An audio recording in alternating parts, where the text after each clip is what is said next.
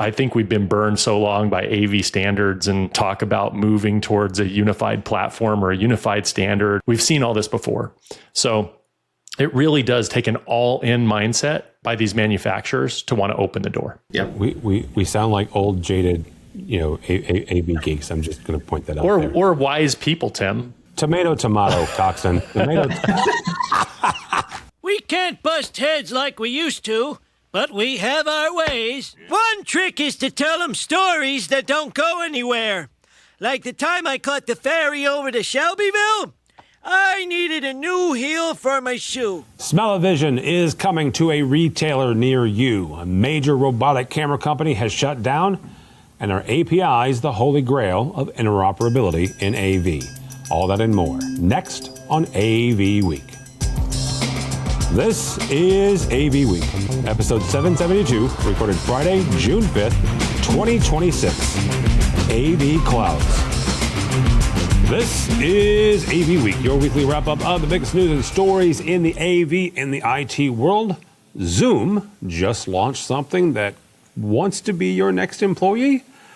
Sure, it puts AI inside your ceiling microphone, and it actually changes how your meetings sound, and someone is trying to make your immersive experiences smell like something. Let's get into it.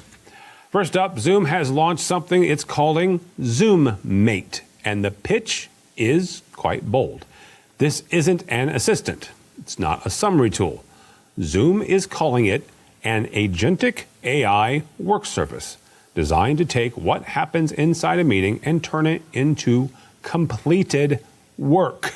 Not a list of things for you to do, completed work.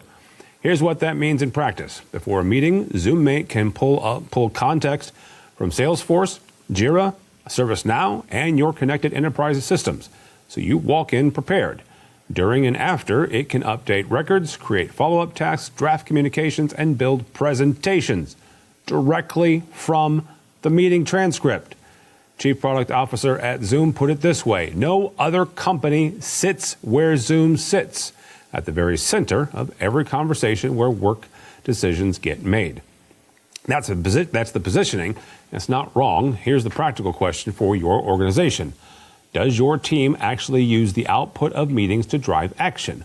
Or do decisions get made in the room and then lost in the shuffle? ZoomMate is built for the second problem. It's available now in North America for $20 per user per month. In other news from the collaboration space, Shure has announced the MXA 925. It's the new flagship of their Microflex advanced ceiling array microphone line. And the headline is not just the hardware upgrade, it's what's running inside.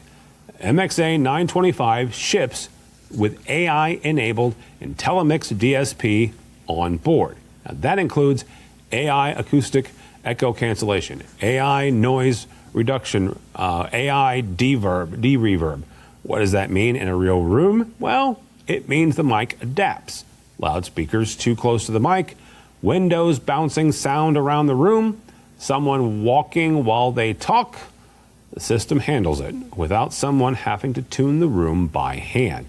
For IT and AV teams, that translates to fewer support tickets, faster deployment, and consistent audio performance across all of your spaces. And because this feeds directly into your AI collaboration tools, Copilot, Zoom, whatever, it means cleaner audio into those tools so they can work better. The companion update to the existing MXA 901 also lands with this release.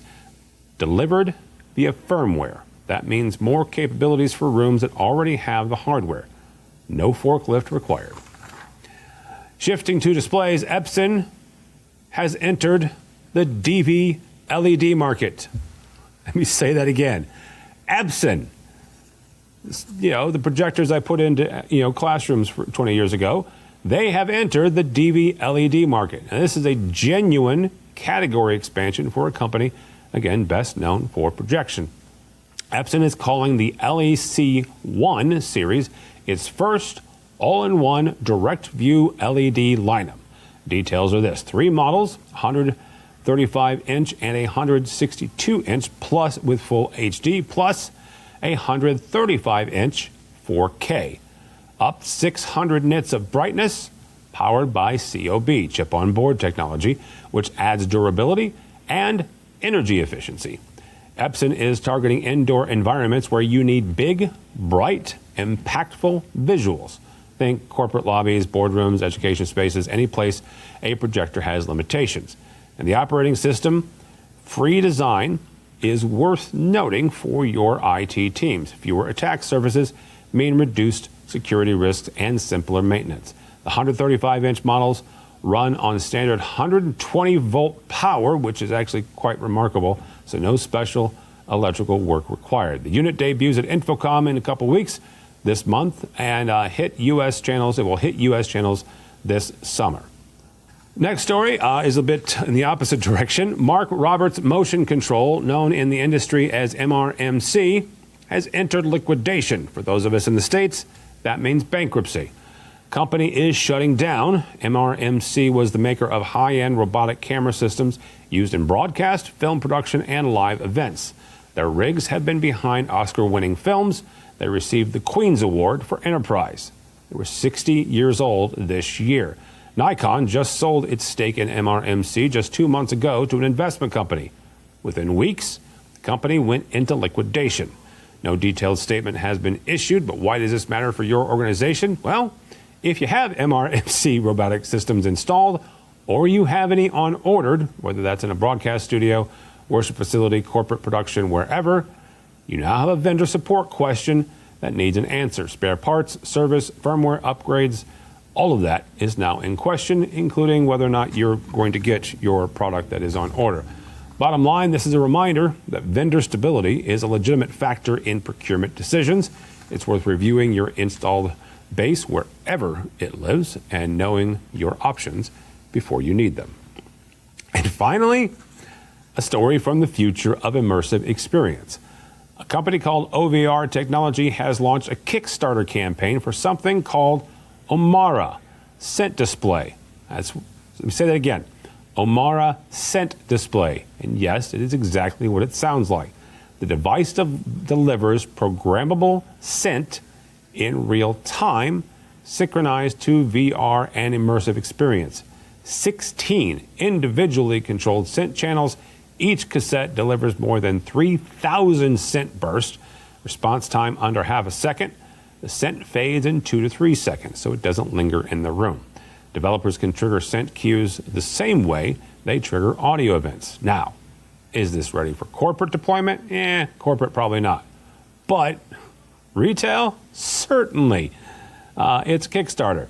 It's aimed at gaming currently and immersive entertainment, but the AV industry has a history of laughing at technologies that later become standard tools. Spatial audio, haptics, extended reality. So we will have to wait and see.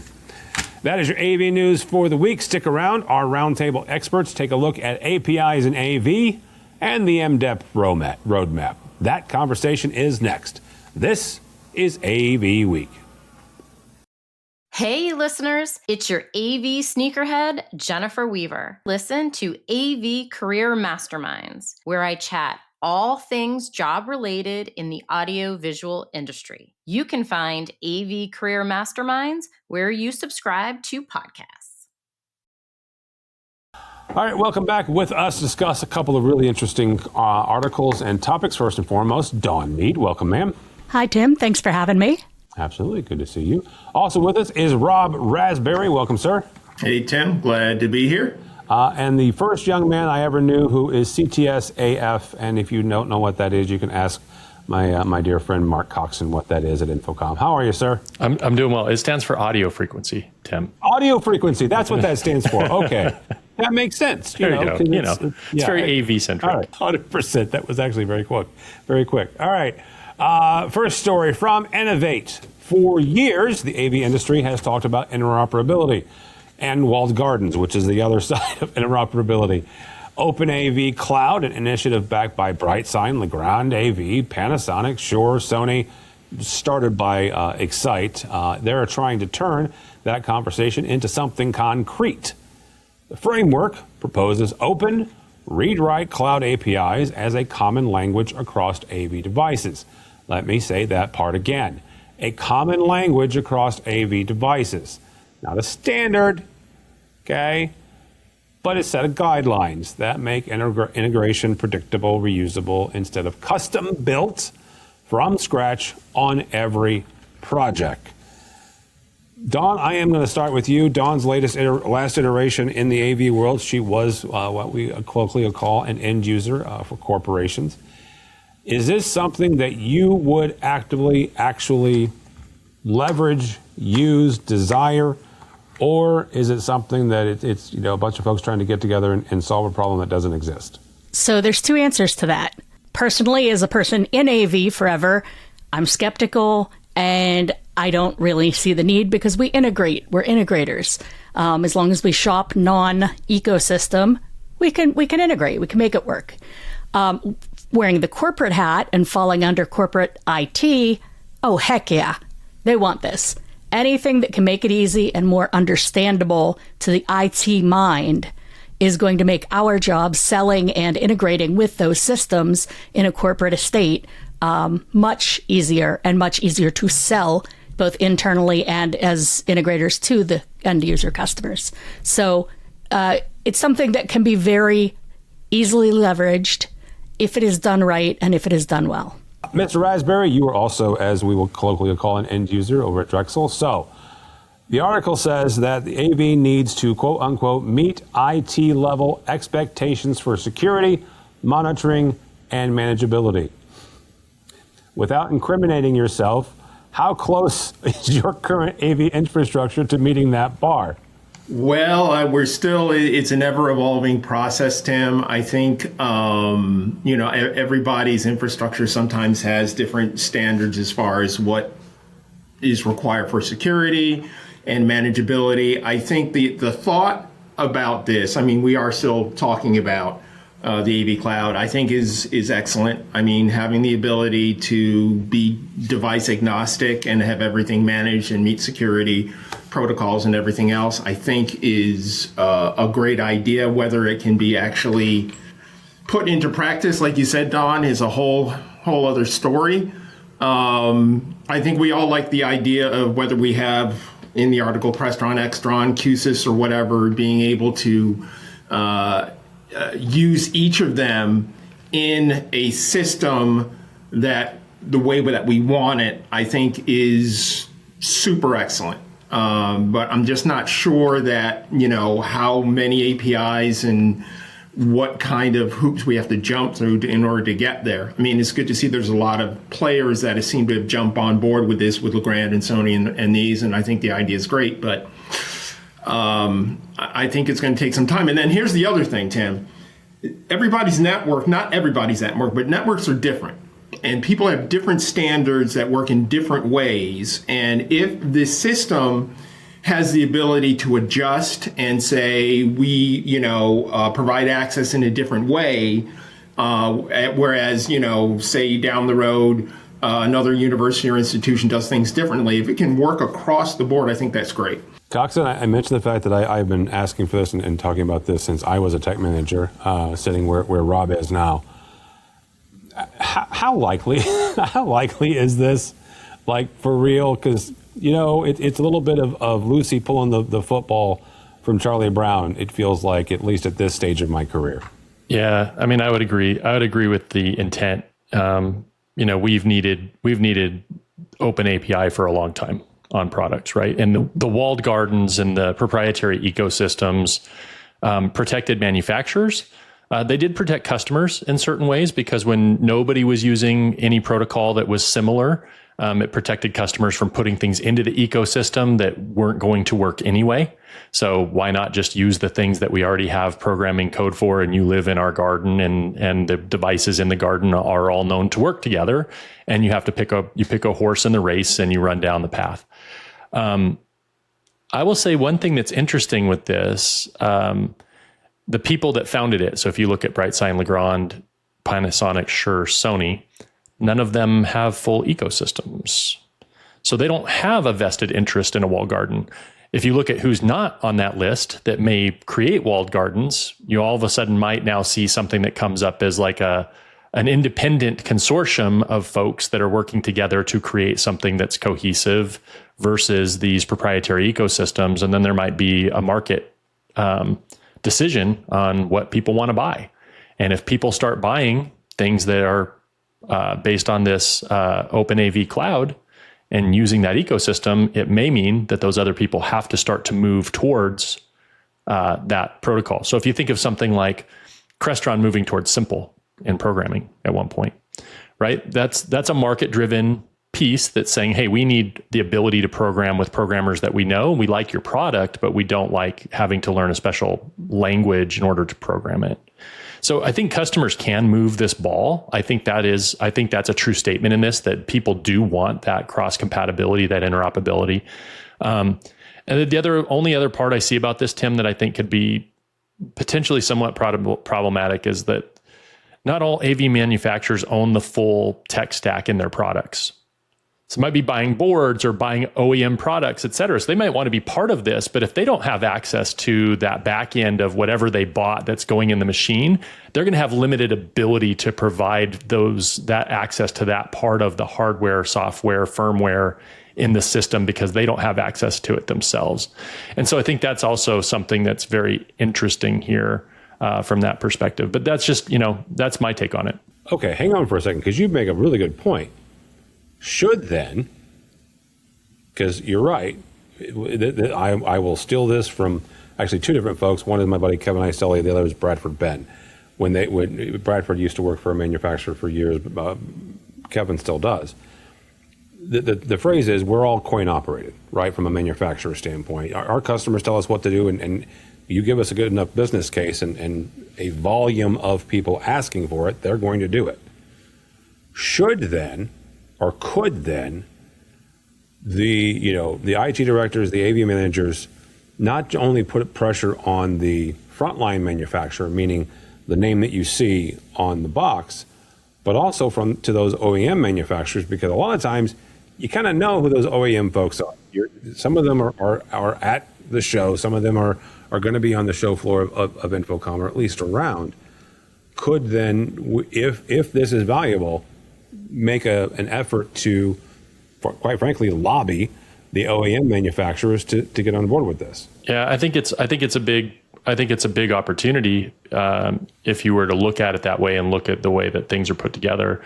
And I think, like thinking about it from like an LED perspective or something as well, you could go to 18 different LED or 200 different LED manufacturers that you're going to see on the floor at Infocom. Or you could go to Novastar, Color Light, and Megapixel, who make most of the send and receive cards that are built into everybody's product. And if you're approaching it from that level, right, then all of a sudden you have a much larger footprint in order to activate this across, because those manufacturers are reliant on those processing companies in order to get their pixels to light up, right? So I think there are leverage points in this, and I think you could do it smartly. Do I think it's going to happen tomorrow? No. Would I love for it to? Yes. But yeah, I think there's a lot of nuance to it, but it could be promising. Well, and to Mark's point and to Tim's point, it isn't that we, the end users, for example, or we, the integrators, need to go to each step along the supply chain and make this ask. It's a case of once the market goes that, hey, this is what's happening, this is what people are buying, then those people upstream in the supply chain are going to have to either adapt their product accordingly or just not sell them, because, they could say, oh, we're not going to change to meet this particular fad. But then your customer that's making the products with your thing in it, they're not going to have the business. And that means they're not going to buy your product because they ain't got nothing to build and sell. You know what I mean? So, it floats upstream, but it's going to happen. You know what I mean? So once the adoption happens at the user level and at the manufacturer level, that the demand is there, the folks behind the scenes either better be paying attention, or they better have a different product that they also make and sell. And Mark, your point about like who's not on the list sort of made my eyes pop out. I'm like, oh wow, that's a good point. If this was that big of a deal, I think you might see more, companies jumping on and manufacturers jumping on and just right at the beginning.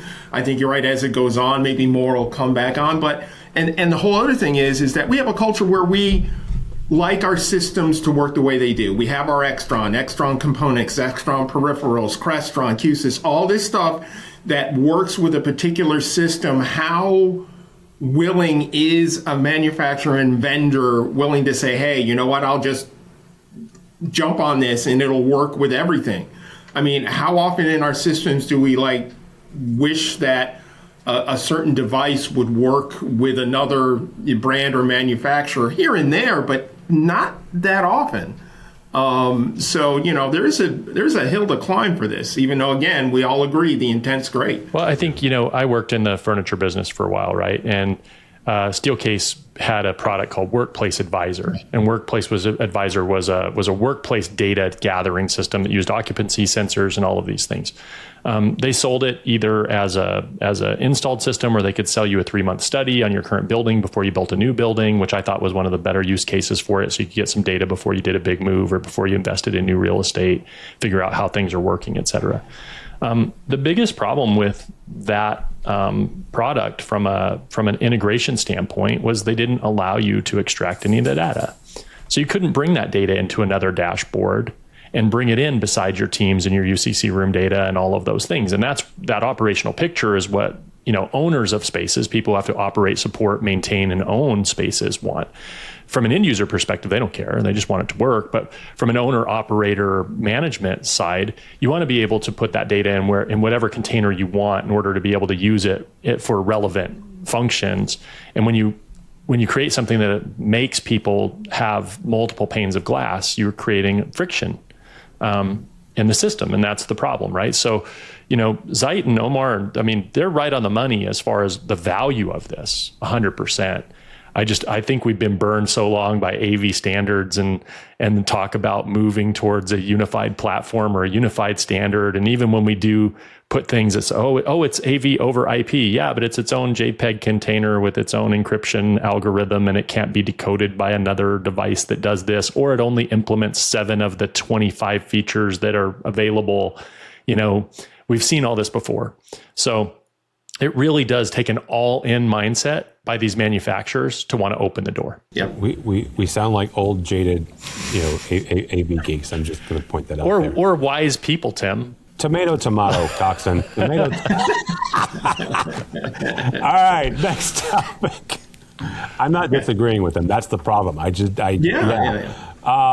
next topic actually comes to us from our own website, AVNation. The Channel Pulse Q1 2026 landscape study from our friends over at Blue Touch Paper has a finding that, quite frankly, looks to how organizations are buying or should be buying meeting room technology. 98% of channel partners now cite Microsoft Teams. I'm sorry, 98% now cite Microsoft Teams as a primary hardware driver. Good night. I am old and I am curmudgeony and I am still ticked off that Microsoft killed Netscape. I'm just going to start the conversation there. Welcome to 1984. If you don't know what Netscape is, like 94 go Google mark. It. The more important finding isn't just about Teams dominance. It is the story that's already well established. It's MDEP. That is going to end up being a word that I'm going to make Mitchell start bleeping, just for the record. Microsoft's device ecosystem platform, the framework that determines whether a device meets Microsoft standards for security, manageability, and long-term feature access. 47% of channel partners predict a negative sales impact for vendors who don't adopt MDEP. Okay. Report also flags that many organizations are still paying for CVI cloud video interoperability when native guests join now. That handles most of the cross-platform scenarios just fine. If you're a vendor and you're not in MDEP, you should. Rob, you guys don't have, well, you do have meeting rooms, but the vast majority of your spaces are classrooms, right? How big of an issue or how big of an impact does Microsoft have on campus and in-campus technology?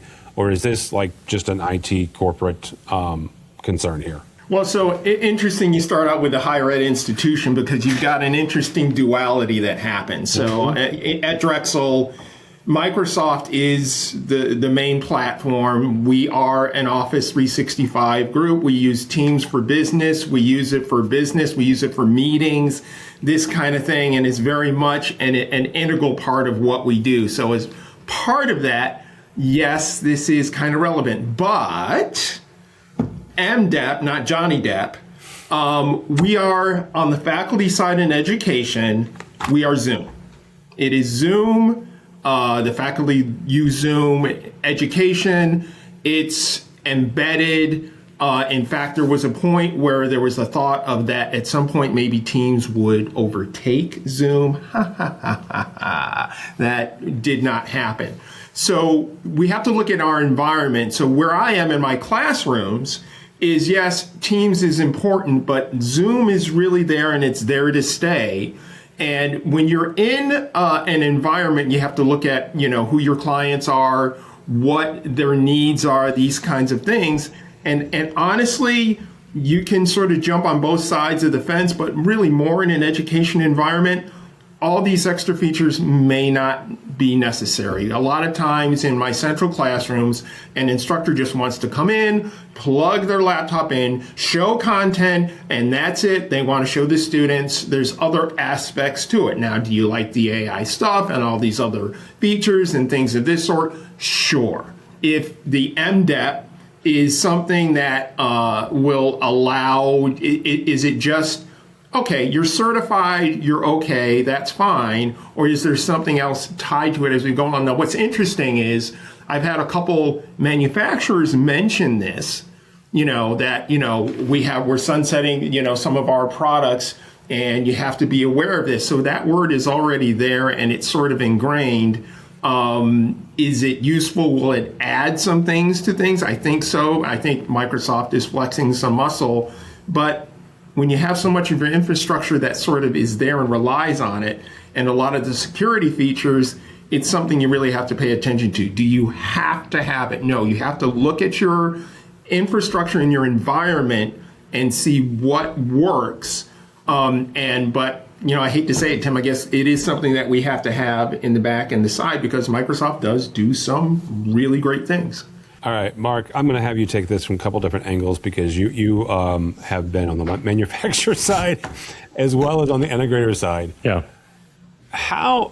I guess the best way to ask that is when you're looking at it from both the integration and the manufacturing, right? The manufacturer standpoint, they got to make decisions today about products that they're going to release in 3 years, right? Mm-hmm. So these decisions pretty much have already been made from the integrator standpoint. They've got to connect with their clients and see hear from what they're talking about, hear what they're saying about the security, right? About one of the benefits that MDEP that Microsoft does promote is the fact that the security is going to be easier, right? The updates will be quicker, they'll be faster. It's handled by Microsoft. And I 100% get that, and I think that's fantastic for them and for those folks that are in that ecosystem. But you've got to balance those two, don't you? Or is it just like, whatever the customer wants? Actually, kind of go back to our last story. Is it where if the customer's asking for this, our hands are tied, we're going to do it? Again, this is one of those things that if you look at it objectively, I think it's a net plus for everybody, honestly. So besides being my favorite Hanson song, MDEP is a way for manufacturers to kind of offload something that's been a problem. So think about right now. So Android 10 and 11 devices, they all go end of certification this September. They go completely end of support next year. So as of next year, people who have first generation Rally bars, Neat bars, et cetera, that run those Android platforms will at one point just not log in and have no way to be updated by Microsoft. Yeah. Okay. So that's going to happen. Systems change all the time. Systems, going to now 12 and 13, they go until 29 and 30, I think, right? So there's a pathway there. The thing is, though, is that every manufacturer is required for creating patches when things change within teams. So if MTR releases a new feature and you've got an Android stack inside your bar and you're Neat or you're Logi, and you have to decide what you're going to do, you're going to have to create a patch for that new Microsoft program, that new version of Teams that works with 10, 11, 12, 13. MDEP takes that off of them. Microsoft creates the patches for the Android ecosystem. So no longer does the manufacturer have to manage that. Now, if you're an end user, it's a good thing for you because you don't have half of your systems that are working well and the other half that aren't because people implemented the patches differently or at different time rates when they were making the changes to teams, or they got caught off guard by the change and didn't realize the impact it was going to have on hardware downstream. And so they're actually behind in creating the patches that they need to get their features back online. So I think all of those things are very, very important. The thing in the article that I thought was interesting was I have heard a lot of customers, ditching their multi-mode environments as of late and really leaning into Teams, honestly, because they are finding that cloud video interoperability, even with direct guest join and some of the things that people are trying to implement, does cost them money, right? It costs them missed meetings, it costs them slow starts, it costs them all of those things. And so if you're going to lean into a platform, do you lean into a platform where you already have an investment? And that's why Teams has taken off so well, right? I haven't seen Copilot do that yet, which is interesting. I was watching a little Claude, Anthropic, Gemini versus OpenAI chart, and Copilot wasn't even up on the list yet. Will we see that over time, maybe based on the O365 stack? But anyways, I think, from a device protocol standpoint, I think it could solve a lot of problems. The question is, do you trust Microsoft to solve all your problems for you? No, I do not. So if you don't, then there's a real choice there. But you can always go to what's the alternative? So if you're going to an Android-based device and somebody isn't using an MDEP protocol, do you trust that manufacturer more than Microsoft to do all the patches for you?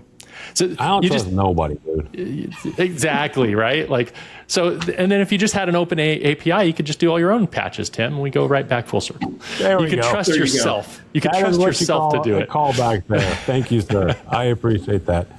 Don, you'll have the last word on this. If you're advising an IT or an AV team right now, corporate, like Rob's got the higher ed, but for corporate folks, especially for those that are, let's call it more security concerned than the average bear, how would you advise them if they're looking at, their next year, 2, 3 years worth of refreshes?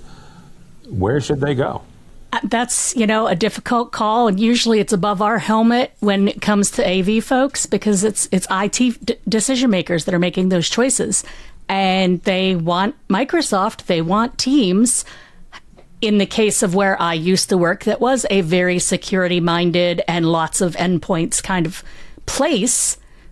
I know we had to talk to Microsoft to get special licenses or special abilities to do updates and keep track of the devices because of our unique ecosystem within our company.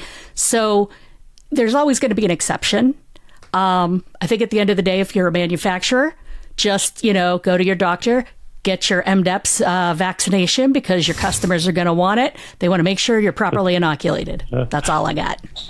That'll work. All right. I like that. Thank you all so much. Mr. Raspberry, how do people connect with you, sir? So you can catch me on LinkedIn. Okay. Mr. Coxon, how do people connect with you or fantastic folks over at AVISPL at Infocom? Yeah. So I'm on LinkedIn, Mark Coxon on LinkedIn. You can find me there, right there a lot. Love to connect with you if you're there. We will be at Infocom. We'll be at booth 5601 and 5701. So we have two. We have a main and a symphony location. So C5601, C5701. And we're also co-starring in the Sony booth, C8301. Nice. In their digital signage area. So if you want to see us over there too. So we will have a footprint on the floor. Yeah, Sony's got a number of partners in their booth. That's very cool. Ms. Dawn Mead, thank you, ma'am. How do people connect with you? Well, folks can always find me online on most of the socials, including LinkedIn, Dawn Mead with an E on the end, or AV Dawn. Those are my two handles most places. And breaking news, I will be at InfoComm this year. So if you're planning to come to InfoComm, I hope to see each and every one of you. I will be at the AI Accelerator on Tuesday. I will be at the Women's Breakfast on, I believe it's usually Thursday. And I will be at any and all parties, events, and show floor that folks allow me to come to. That is very exciting because I have not seen Dawn at InfoComm in a couple of years, so that'll be very exciting. We'll talk about one of those parties here in a second, but my name is Tim Albright. Do not follow me anywhere, but go by the website, AVNation.tv. That's AVNation.tv. You will find this program and a host of others, including our coverage of InfoComm 2026, obviously June 17th through the 19th. That is AVNation.tv/IC26. One of the parties that Dawn is 1,000% invited to because she was at the very first one, AVNation Access. It is June 17th from 4 to 6 p.m. One of the things I'm doing is I wrote a book. It's right there. It's called Building on Ashes. Dawn has it. I know Mr. Coxon has it somewhere. Here's what I'm doing. I will send you one, Rob. Here's what we're doing. My buddy Brad Hensey from Crestron gave me this suggestion, and I will give him credit for this. I am not doing a book signing at AVNation Access. I am not saying I'm not going to sign your book. I'll sign your book. That's not that. But I am doing what he calls a reverse book signing. Here's what we're doing. AVNation Access 4 to 6 on Wednesdays. I am inviting anybody I am inviting anyone, easy for me to say, who has ever been on AVNation, read an article, listened to our podcast, been impacted by us, what we've done the last 15 years. I'm inviting you to come sign my copy of my book. Say that again. I want you to sign my copy of my book, and I'm looking at you, Dawn, and I'm looking at you, Coxon. So, AVNation Access, June 17th, 4 to 6 p.m. So over in the West Hall, there is stuff. There's not a show floor, but there is stuff going on over there. W322. You can absolutely register on our website, AVNation.tv. It's AVNation.tv. So thank you so much for listening. Thank you so much for watching. That is all the time we have for AV Week. The network for the AV industry. What are you listening to? This is AV. This is AVNation. This is AVNation. This is Erin Marmoran of EdTech. The world of higher ed AV is growing rapidly. That's why each month we hear from the best and brightest from colleges and universities all over the U.S. Check out EdTech on avnation.tv or wherever you get your favorite podcasts.